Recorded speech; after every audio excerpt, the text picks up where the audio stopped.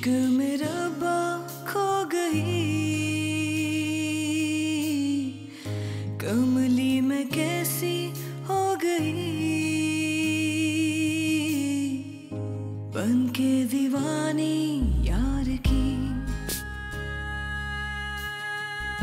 चाहूं के हारे ना कभी मेरी अकेली जिंदगी।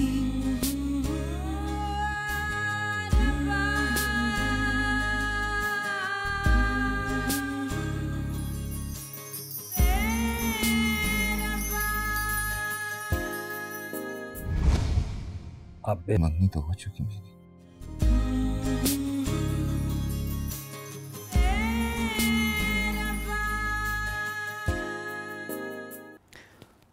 मोहब्बत अगर मशवरा होती ना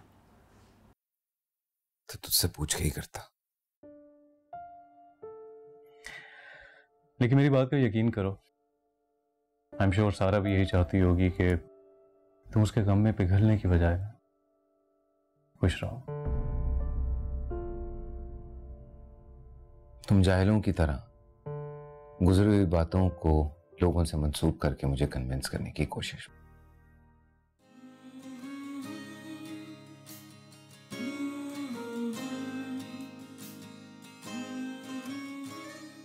ऐ मेरे खुदा, क्या मेरी हकीकत वाकई इतनी हसीन होने जा रही है?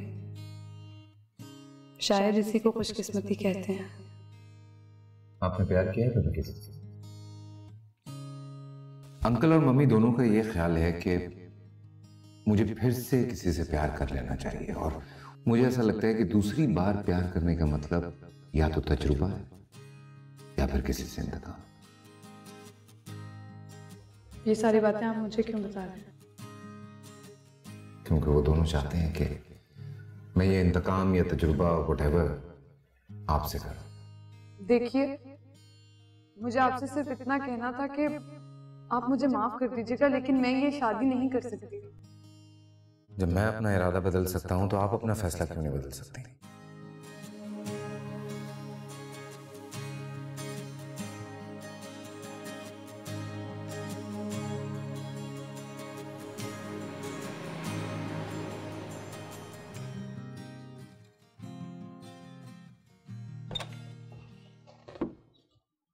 यस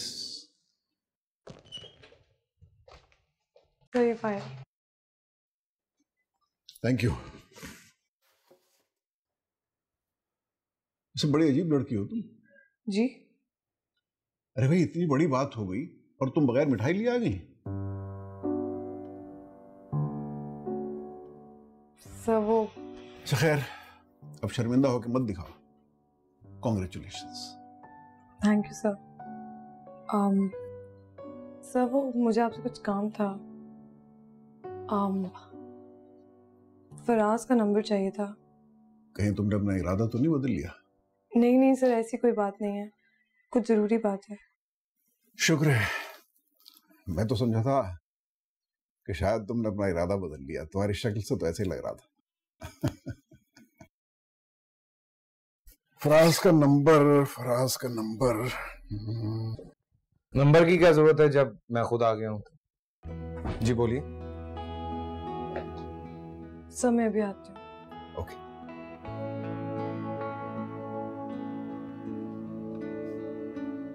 आप तो कह रहे थे कि बड़ी कॉन्फिडेंट लड़की। मैं अब भी ये कह रहा हूं बरखुरदार, कॉन्फिडेंट होने में और बेशर्म होने में फर्क होता है। मैं प्लीज। अच्छा,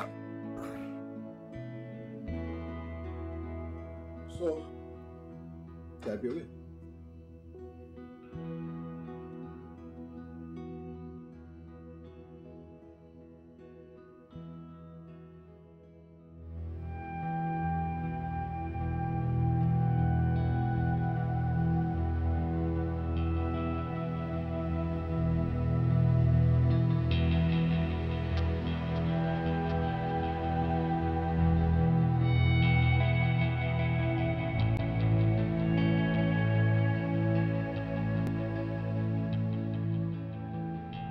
या अल्लाह, कि मुझे हो क्या गया।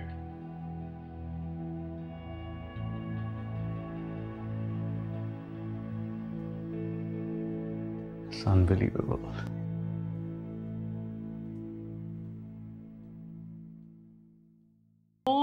अरे वालेकुम अस्सलाम सीमी भाभी, आप कैसे आ गईं? आपको तो मैं पिक करने वाली थी। और इन्होंने मुझे पिक करना था, लेकिन ये तो फोन ही नहीं उठा। नंबर मांग रही थी ना मेरा, इसलिए पूछ रहा हूँ। देखिए, अगर कोई भी सवाल आप करना चाहती हैं, ये पूछना चाहती हैं तो पूछ लीजिए। देखिए, हमारी उस दिन इसी कमरे में जो मीटिंग हुई थी, उसके बाद ऐसा तो बिल्कुल नहीं लग रहा था कि मैं शाम में रिश्ता लेके आ जाऊं।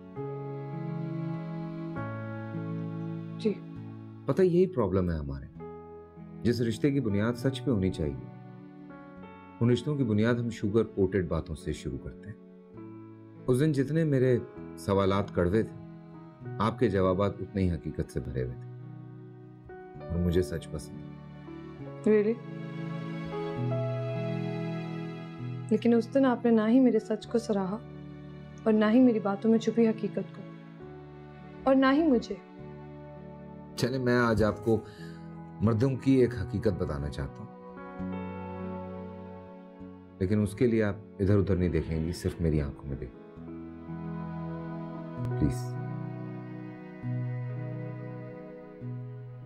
देखिए, जब कोई मर्द किसी खूबसूरत औरत की बदतारीफी यानी कि कोई बुराई करे तो समझ जाए कि वो मर्द उस औरत की मोहब्बत में गिरफ्तार हो चुका है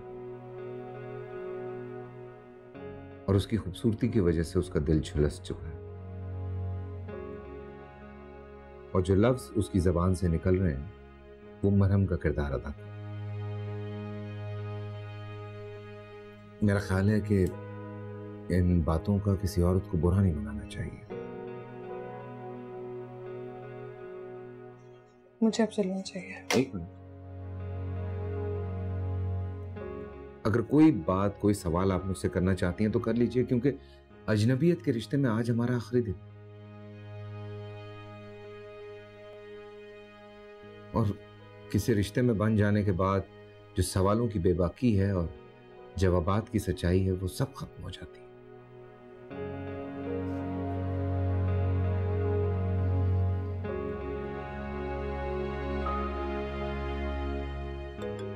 एक्सक्यूज मी अंकल। जी अंकल। कहाँ हो? मैं बोर्डरूम में बैठा हूं। बरखुरदार आप पे शरह नाफिज हो चुकी है और मौलवी का किरदार निभाने की जिम्मेदारी हमें सौंपी गई है। ठीक है, आई एम वेटिंग।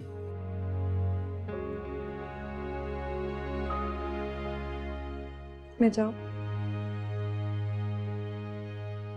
देखिए, जैसे ही इस रिश्ते का ख्याल आया, फौरन झूठ बोलना पड़ा।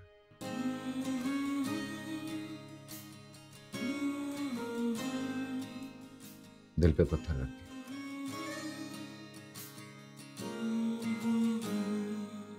जाइए।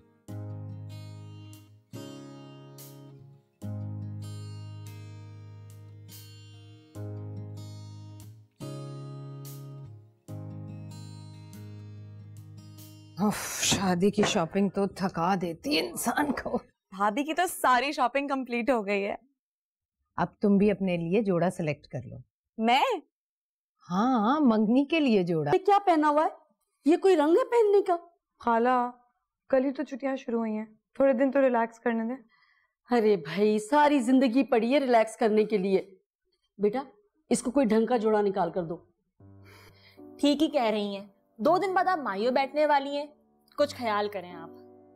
देख रही हैं खाला, आप मुझसे छोटी होकर मैडम मुझे नसीहतें कर रही हैं। शादी के बाद अक्ल आ जाती है।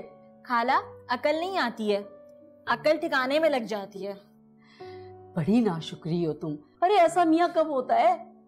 भला बताओ, अभी तुम्हारी शादी को दीदी कितने में हैं? 10 दिन से उसने छोड़ा हुआ है यहाँ पर तुम्हें। खाला, नजर ना लगाएं आप, माशाल्लाह बोले माशाल्लाह। मैं नजर कहाँ लगा रही हूँ, मैं तो ये बता रही हूँ कि हमारे वक्तों में सास को बुखार हो जाता था मैके का सुनकर। खाला, ये तो बड़ी गलत बात है। पहले आपने मुझे अच्छी अच्छी बातें करके कन्विंस किया है, और अब जब मैं शादी के लिए मान गई हूँ तो आप मुझे डरा रही हैं। शुक्र करें अभी सिर्फ खाला डरा रही हैं, अम्मी वाला पार्ट तो भी बाकी है। अच्छा चलो, ये सारी चीजें उठाओ तुम लोग, चलो शाबाश।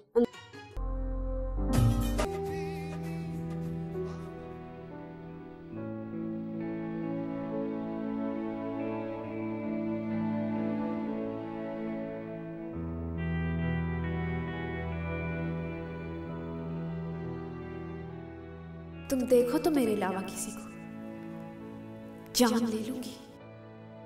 तुम मेरी जान लोगी? नहीं, अपनी। हद करते हैं भाई साहब आप भी। उसने कह दिया और आपने सुन लिया। क्या मैं उसे अपने कंधे पे बिठा के ले आता?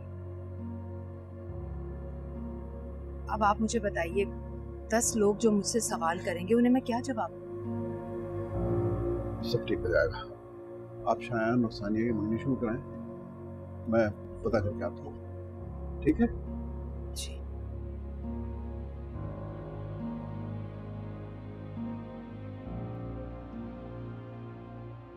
फराज कहाँ पर है? उसकी गाड़ी खराब हो गई रास्ते में, भाई साहब गए उसे लेने। तो उसको वेट कर लेते हैं। नहीं नहीं बेटा, बस वो आता ही होगा, हम रस्म शुरू करते हैं।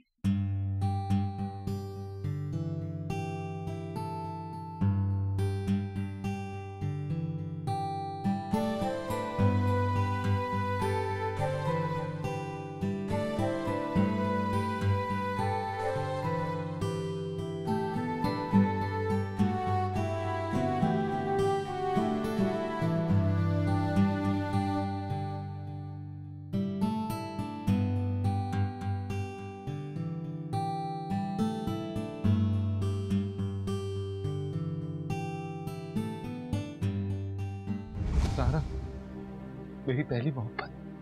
10 साल हम दोनों एक दूसरे से प्यार करते हैं। 10 शादी तक बात पहुंच गई हमारी। सारा एक ऐसे आदमी की बेटी निकली जिसने मेरी मां को शादी से 1 महीना पहले छोड़ दिया।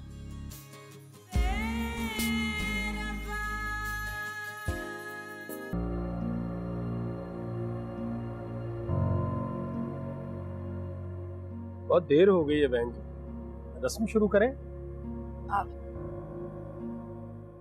आप इतनी परेशान क्यों हैं? खैरियत है ना? फराज नहीं आया अभी तक।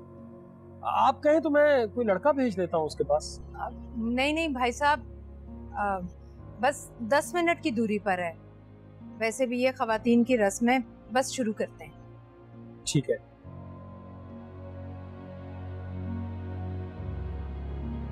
शायान,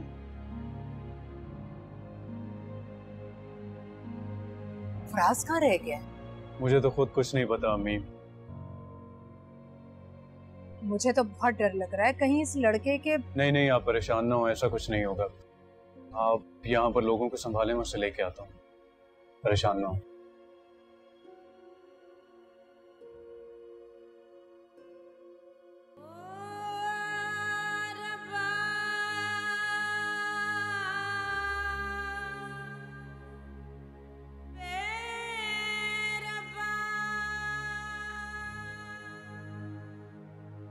इश्क में जिसको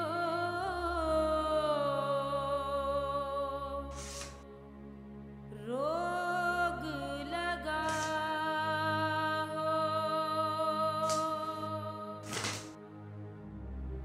रोगी वो कहलाए।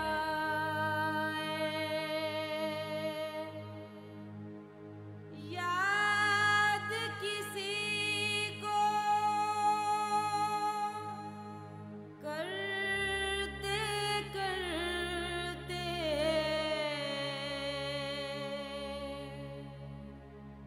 जान चली ना जाए।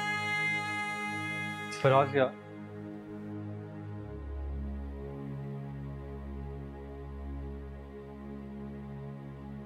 ये सब क्या? तो क्योंकि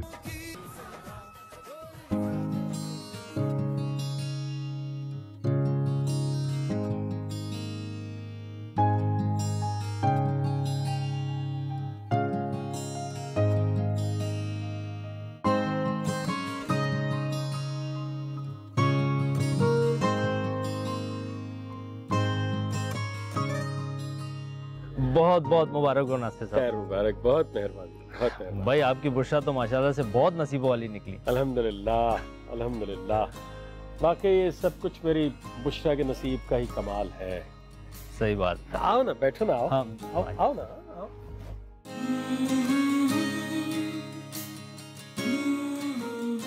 अम्मी, मैं आज बहुत खुश हूँ। हम भी तुम्हारे लिए बहुत खुश हैं। खुदा तुम्हें ऐसी हजारों खुशियां देखना नसीब करे। आपको पता मैं इसलिए खुश नहीं हूँ कि आज मेरी शादी है। क्या मतलब? आज मुझे पहली दफा लगा जैसे अब्बू को मेरे नसीबों पे यकीन आ गया हो। सबके सामने वो इतनी खुशी से कह रहे थे कि मैं उनकी बुशरा हूँ, मेरी खुश नसीब बुशरा। आपने उनकी आंखों में देखा, इतनी खुशी थी। आज पहली दफा अब्बू की आंखों में हसरत नजर नहीं आई। अम्मी, मैं देखूं, हो सकता है बारात आ गई हो। अम्मी, आज तो मैंने अपने बुशरा होने का हक अदा कर दिया है। मेरा ख्याल है बारात आ गई होगी।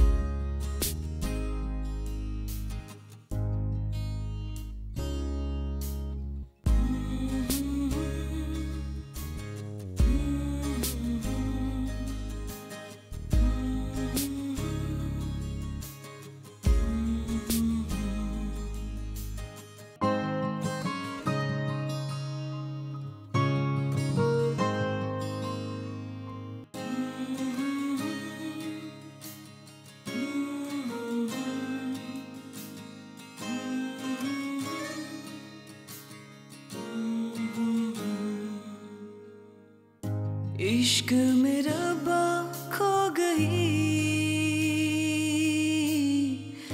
कमली में कैसी हो गई, बन के दीवानी यार की।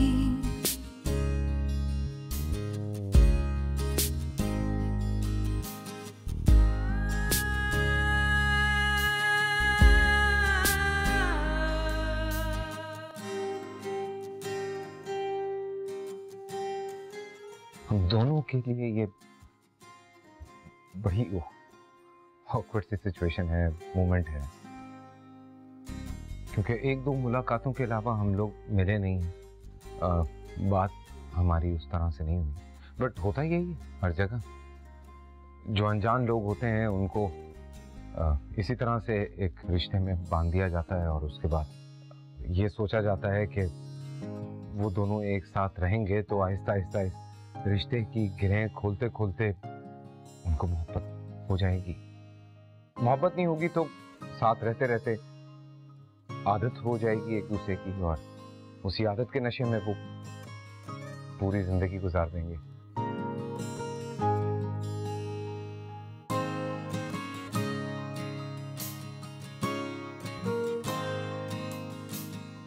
तुम्हारी बहुत सारी एक्सपेक्टेशंस होंगी मुझसे, है ना? प्लीज ऐसे मत देखो, बहुत गहरी और खतरनाक नजरें हैं तुम्हारी। मैं नहीं कह पाऊंगा जो मैं कहना चाह रहा हूं तुमसे। बुशरा, तुमने ये सोचा होगा कि जिंदगी में मैं तुम्हें बहुत कुछ दूंगा, बहुत सारी खुशियां, बहुत कुछ, लेकिन सच्ची बात यह है कि बुशरा, मैं तुम्हें तलाक के अलावा और कुछ नहीं दे पाऊंगा।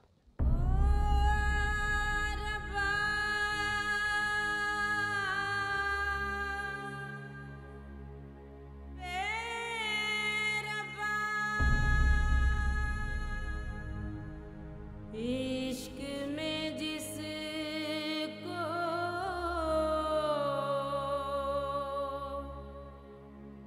रोग लगा हो,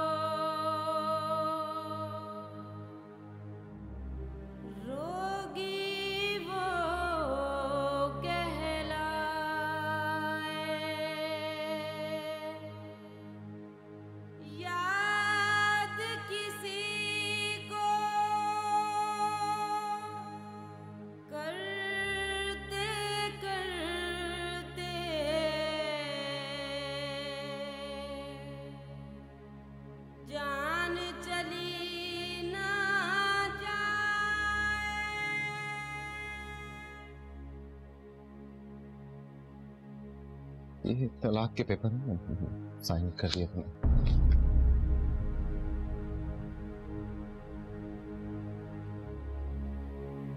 और उस पे जितनी हक मेहर की रकम लिखी हुई है वो ये।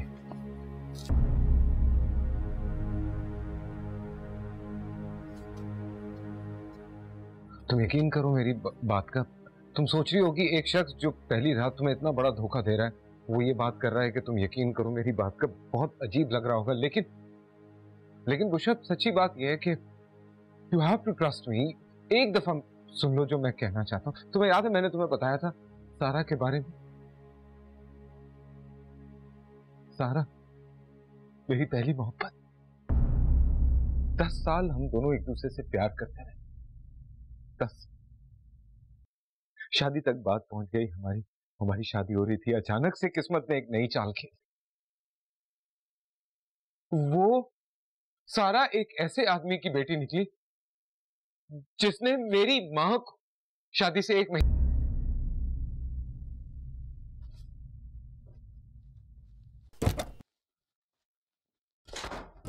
बिटिया बनाने वाला भूल गया हो जैसे,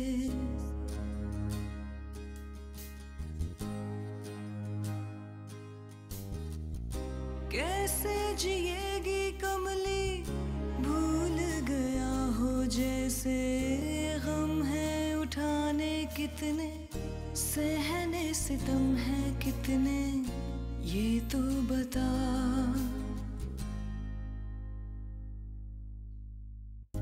कैसे अंधेरों से लड़ी, कैसे अंधेरों से लड़ी, मेरी अकेली जिंदगी।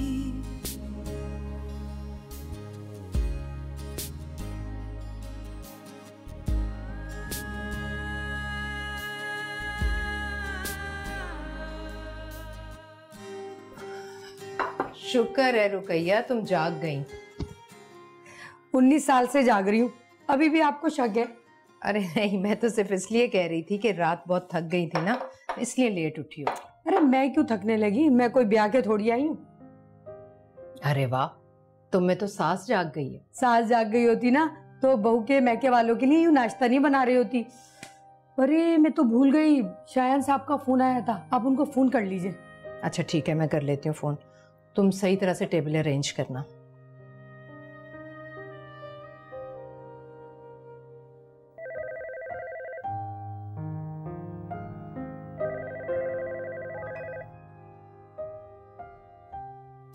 हेलो जी, अस्सलाम वालेकुम। वो हम नाश्ता लेकर आना चाह रहे थे। अरे भाभी, जब दिल चाहे आप आ जाएं, आपका अपना घर है। दरअसल मैं बुशरा को फोन करी थी, उसने फोन नहीं उठाया तो मैंने आपको तकलीफ दी। आप अपनी सारी तकलीफें मुझे दे दें, किसी तकल्लुफ की कोई जरूरत नहीं भाभी। वैसे भी यूं अचानक शायान और भाई साहब चले गए तो वलीमे की सारी जिम्मेदारी मुझ पर आ गई। आप होंगी ना साथ तो सहारा रहेगा मुझे। बस हम थोड़ी ही देर में आ रहे हैं। खुदा हाफिज। खुदा हाफिज।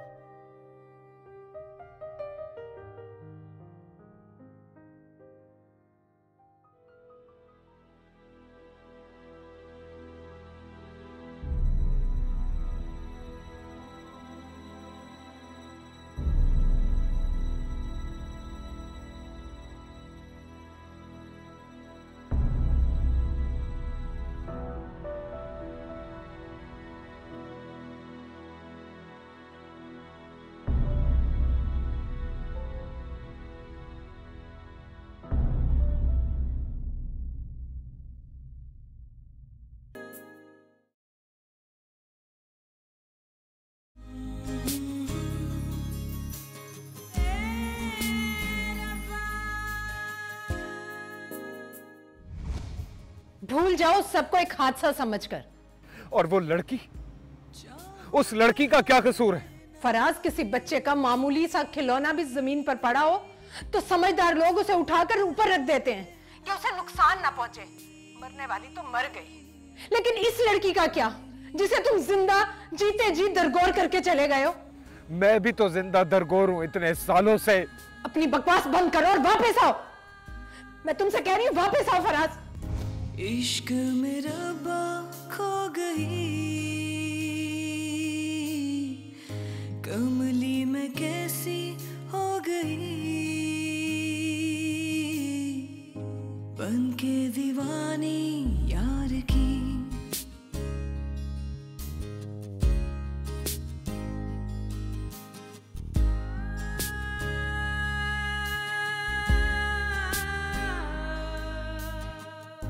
चाहे हो कैसी